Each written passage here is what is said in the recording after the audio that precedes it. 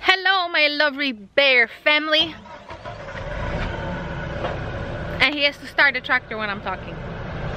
I want to tell you what the plan is for today, because Mikey just got home with a full trailer of materials because we're building a chicken coop, and the chicken coop is going to be 10 by 16 on wheels, because we're getting a delivery of 50 chickens in 2 weeks. And as I showed you in a previous video, we got ducks and we got 4 blue Andalusian chickens that they're going to be laying within a month or 2. So we're trying to get the coop going. It's going to be a nice coop. So I'm going to leave you with Mikey. He's going to explain to you what he's doing, because it's going to be a big job. He's starting to weld today, and tomorrow a lot of our friends are coming and we're going to try to get this going. So I'll leave you with Mikey. Yeah.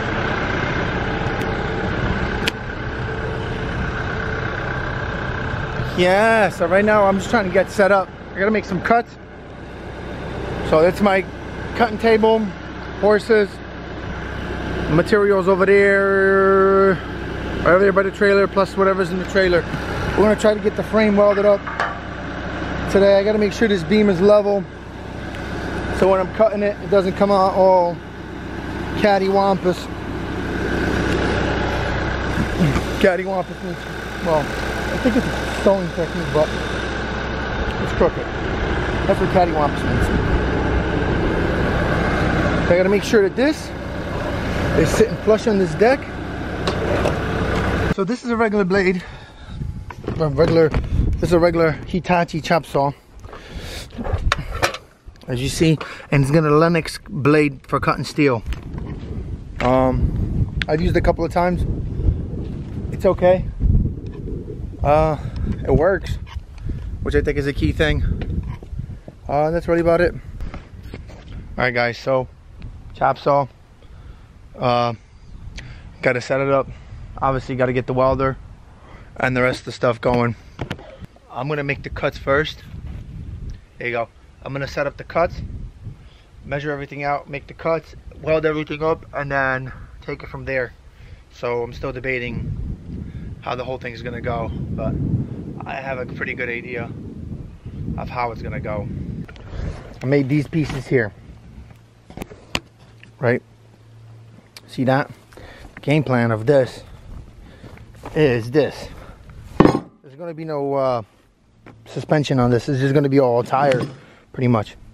So this is gonna be what's holding the axle. Axle is gonna be here, one here. Then these, I guess you call them risers. They're gonna rise up like this and connect to the frame. You know what I mean? So like this line here, imagine that being your frame. So now the game plan is clean this up, clean this edges up, clean the bottom up, and then use this table here, bolt it in place, set it right to it. Then I'm going to start welding right on this, getting this mocked up, the both of them. I'm going to use the good old faithful MIG, Lincoln Electric. That's the way I roll. I was thinking of using the stick, but with the stick it's a little bit pain in the ass. But this is only 1/8. Anyways, I shouldn't have a problem with it. Worst comes to worst, I could tack it and then go over with the stick a couple of beads, which stick's supposed to be better, but I'm scared that it will burn right through that metal, because I was welding 1/4-inch pipe, and I had it turned up kind of high for the most part, but I wanted to get a good burn, and it was kind of melt. Once it hit the edges, it kind of melted right off. So I'm hoping this shouldn't have a problem. I've done some funny things with this before and I had no issues with this, so I don't see why it won't be able to hold up to this. All right guys, so I'm gonna clean that up and then mock one up and show you what it looks like. All right guys, so here we go. Here's what I came up with. Right there, there's one, there's the other. They're gonna sit, they're gonna sit on top of the frame. I'm thinking to do maybe 5 feet off the back as an idea, So I think what I'm gonna do is put one of the axles up front first, and then the other axle will go in the back. So the axle's over there. I think I'm just gonna weld them right in. So I think what I'm going to do is I gotta measure up the frame first. So I think I'm gonna weld the bottom portion first to the width of the axles. Then I'll throw those on because I'm hoping they're perfectly straight. And if I gotta tweak one or the other, that way I could always weld one in and force it to bend. So we'll see how that goes. I mean, I'm working on a table that looks like that. I don't have anything solid that's level, and it's a piece of wood that's been outside, so it's a little bit both. I mean, they clamp both sides of it, but we'll see how it goes. But anyways, I'll keep you posted. What happens in the next one, I don't know. We got the little furry thing on the microphone. We'll see how that works, if the wind cuts out or not, but that's really about it. All right, I'm gonna keep at it, get the other pieces of steel, mark that up, cut it, and then start welding the frame of it up. And that's it. All right, guys, see you in a second.